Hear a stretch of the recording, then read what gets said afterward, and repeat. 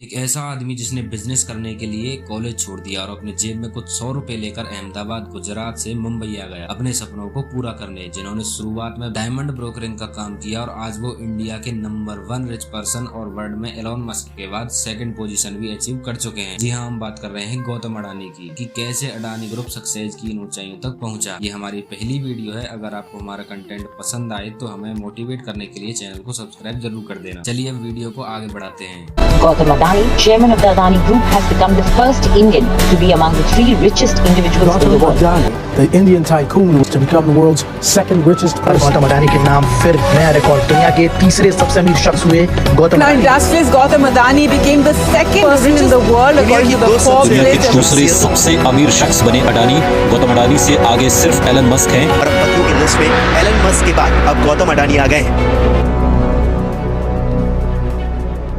गौतम अडानी एक Indian business tycoon है जो कि अडानी ग्रुप के फाउंडर हैं। आइए इस कहानी को थोड़ा डीप से समझते हैं। गौतम अडानी का जन्म 24 जून 1962 को गुजरात के अहमदाबाद शहर में हुआ। अपना स्कूल पूरा करने के बाद उन्होंने गुजरात यूनिवर्सिटी में एडमिशन लिया, लेकिन ग्रेजुएशन के 2nd ईयर में ही उन्होंने अपना कॉलेज छोड़ दिया और बिजनेस करने की ठान ली। उनका एक छोटा सा फैमिली बिजनेस भी था कपड़े का, लेकिन उनको इसमें कोई इंटरेस्ट नहीं था और बहुत छोटी सी उम्र में 1978 में वे अपना घर छोड़कर मुंबई आ गए। जब कुछ लोगों को इस उम्र में ये समझ नहीं आता कि जिंदगी में करना क्या है, वहीं उन्होंने उस उम्र में ये सोच लिया था कि उन्हें आगे चलकर बिजनेसमैन बनना है। मुंबई आने के बाद उन्होंने लगभग 2 साल तक महिंद्रा कंपनी में डायमंड सॉर्टर का काम किया। बेसिकली डायमंड सॉर्टर जो होता है उसका काम होता है हीरे को परखना। इसके बाद उन्होंने मुंबई के जवेरी बाजार में अपनी खुद की ब्रोकरेज फर्म स्टैब्लिश की और अपनी इस फर्म से उन्होंने काफी प्रॉफिट भी बनाया और लगभग 20 साल की एज में वो एक मिलीनियर बन गए थे। इसी टाइम के बीच में उनके बड़े भाई मनसुख भाई अडानी ने साल 1981 में अहमदाबाद में एक प्लास्टिक की फैक्ट्री खरीदी और गौतम अडानी को वापस बुला लिया और दोनों साथ मिलकर काम करने लगे। इसके थ्रू जल्द ही उन्होंने पीवीसी और प्लास्टिक के मैन्युफैक्चरिंग के लिए रॉ मटेरियल यानी कच्चा माल इंपोर्ट करके कमोडिटी ट्रेडिंग शुरू की और साउथ कोरिया जाकर पीवीसी इंपोर्ट करने की डील की और ग्लोबल बिजनेस में अपना पहला कदम रखा। अब यहाँ से इनके मेन बिजनेस लाइफ की शुरुआत हुई। इसके बाद साल 1988 में उन्होंने अडानी एक्सपोर्ट लिमिटेड कंपनी की शुरुआत की, जिसे आज अडानी इंटरप्राइजेज लिमिटेड के नाम से जाना जाता है। अडानी इंटरप्राइजेज अडानी ग्रुप की मेन कंपनी है। इस कंपनी ने बिजनेस के हर एरिया में अपना एक अलग ही नाम बनाया हुआ है। यह company airports, roads, water management, data centres, solar manufacturing, defence and aerospace, edible oils and foods और ऐसे कई सेक्टर्स में अपनी सर्विस प्रोवाइड करती है। इस कंपनी की कई सारी सब्सिडरीज हैं। इनमें 3 मेन हैं, जैसे अडानी विलमार जो फूड प्रोसेसिंग का काम करती है, दूसरी है अडानी एयरपोर्ट होल्डिंग्स जो एयरपोर्ट ऑपरेशंस का काम करती है, मतलब एयरपोर्ट का डेवलपमेंट और मैनेजमेंट करती है, और तीसरी है अडानी रोड ट्रांसपोर्ट लिमिटेड। इसका भी कुछ इसी तरीके का काम है और भी बहुत सारी सब्सिडरीज हैं जिनके बारे में हम वीडियो में आगे बात करेंगे। अब थोड़ा हम पुराने टाइम में चलते हैं जब अडानी इंटरप्राइजेज लिमिटेड की शुरुआत हुई थी। 1990 के दशक में ग्लोबलाइजेशन के टाइम पर इंडिया की इकोनॉमिक लिबरलाइजेशन पॉलिसीज अडानी के फेवर में बदल गई और उन्होंने अपने बिजनेस को अलग अलग सेक्टर्स जैसे मेटल्स, टेक्सटाइल्स और एग्रीकल्चर प्रोडक्ट्स में एक्सपेंड करना शुरू कर दिया और इन बिजनेसेस से कंपनी को बहुत प्रॉफिट हुआ और ये कंपनी बड़ी होती गई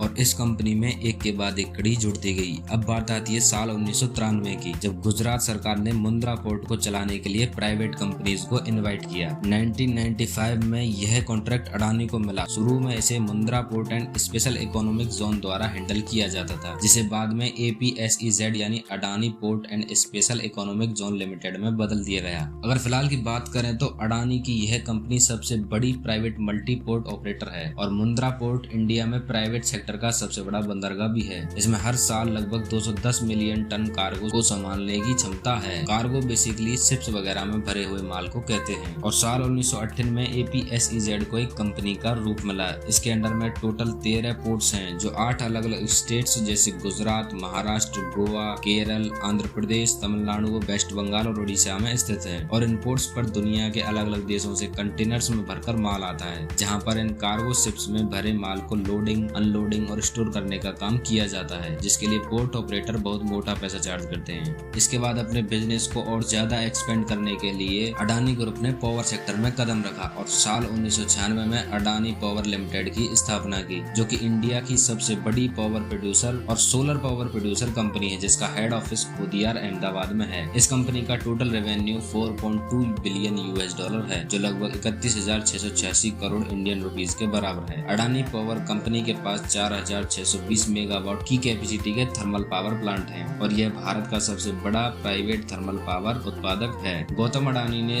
2006 में अपने पावर प्रोडक्शन बिजनेस को और ज्यादा एक्सपेंड किया और अडानी ग्रुप ने साल 2009 से 2012 के बीच ऑस्ट्रेलिया में एवर्ट पॉइंट पोर्ट और क्वींसलैंड में कारमाइकल कोल का एक्वाजिशन किया। अडानी पावर प्लांट इंडिया के अलग अलग स्टेट्स जैसे गुजरात, राजस्थान, तमिलनाडु, यूपी, हरियाणा, पंजाब, झारखंड जैसे स्टेट्स में अलग अलग सिटीज में है, जहां से उन शहरों की पावर सप्लाई होती है। बात है साल 1999 की, जब गौतम अडानी ने फूड प्रोडक्ट सर्विस में अपना कदम रखा और उस टाइम एक नई कंपनी सामने आई जिसका नाम है अडानी विल्मर लिमिटेड। यह कंपनी इंडिया की सबसे बड़ी FMCG कंपनियों में से एक है। दोस्तों, FMCG का मतलब होता है फास्ट मूविंग कंज्यूमर गुड्स, मतलब ऐसी चीजें जिनकी मार्केट में बहुत ज्यादा मांग होती है और ये बहुत जल्दी बिक जाती हैं। ऐसे प्रोडक्ट्स आपको लगभग हर किराने की दुकान पर मिल जाएंगे। अब शायद आप समझ गए होंगे कि हम यहाँ पर फूड प्रोडक्ट्स की बात कर रहे हैं जिनकी जरूरत हर एक व्यक्ति को होती है और इनकी खपत भी बहुत ज्यादा होती है। यह कंपनी हर वो प्रोडक्ट बनाती है जो हमारे डेली यूज में काम आते हैं, जैसे edible food oil, mustard oil, coconut oil, आटा, चीनी, गेहूं, चावल, दाल और भी बहुत ऐसे प्रोडक्ट्स हैं जो हम और आप लोग यूज करते हैं। इस कंपनी को सबसे बड़ी सक्सेस तब मिली जब उन्होंने फॉर्च्यून ऑयल ब्रांड को लॉन्च किया। साल 2000 के अंत में ये अपने इस ब्रांड को मार्केट में लेकर आए और ये इतना सक्सेस हुआ कि कंपनी को एक नई ग्रोथ मिल गई और फॉर्च्यून ब्रांड के राइस, सोया चंक्स, चना,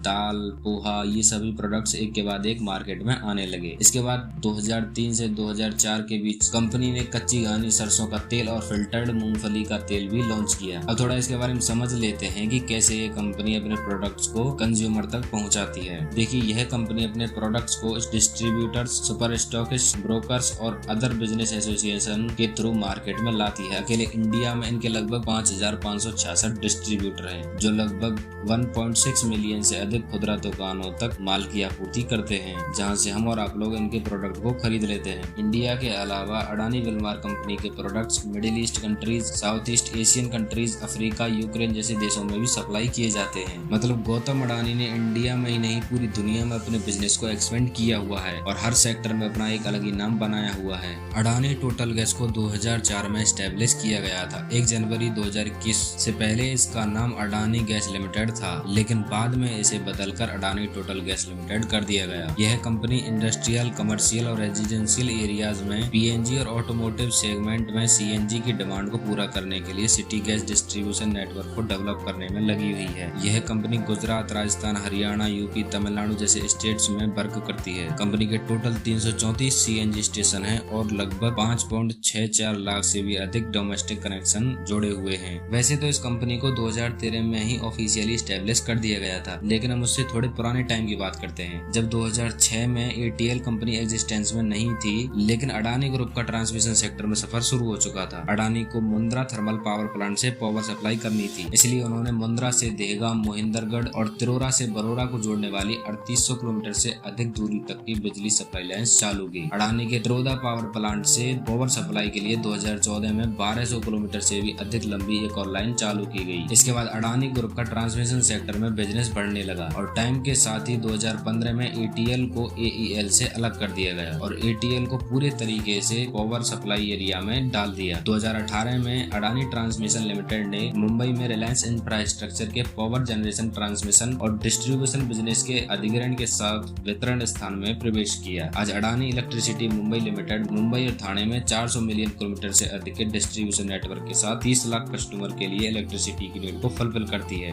अडानी ग्रीन एनर्जी को 23 जनवरी 2015 को अडानी इंटरप्राइजेज लिमिटेड की सब्सिडरी कंपनी के रूप में एस्टेब्लिश किया गया। इस कंपनी का मेन फोकस कोयला, लिग्नाइट, पेट्रोलियम प्रोडक्ट्स या किसी दूसरी चीज जैसे पवन ऊर्जा, सौर ऊर्जा, जल ऊर्जा, तापीय ऊर्जा या ऐसी सभी चीज जिनसे इलेक्ट्रिसिटी या इलेक्ट्रो प्रोडक्ट्स बनाए जा सके, उन पर फोकस रहा। पिछले कुछ सालों से Adani green energy solar plants पर काफी ज्यादा ध्यान दे रही है, जिससे कि नेचुरल तरीके से पावर प्रोडक्शन हो सके और ये आने वाले टाइम में एक बेटर सॉल्यूशन होने वाला है पावर सेक्टर के लिए, जिसके लिए अडानी ग्रुप अभी से लगा हुआ है। और हाल ही में अडानी ग्रुप ने अंबुजा सीमेंट कंपनी को भी खरीद लिया है। अब आपके घरों का सीमेंट भी अडानी ग्रुप ही प्रोड्यूस करेगा। यानी गौतम अडानी ने देश के हर क्षेत्र में अपने पैर फैलाए हुए हैं, अपने बिजनेस को लगातार बढ़ाते जा रहे हैं। अब मैं आपसे विदा चाहता हूँ, मिलते हैं अगली वीडियो में किसी नए टॉपिक के साथ और ऐसे ही इन्फॉर्मेटिव वीडियोज के लिए हमारे चैनल को सब्सक्राइब कर दीजिए और अगर ये वीडियो पसंद आया हो तो इसे लाइक शेयर जरूर कर देना।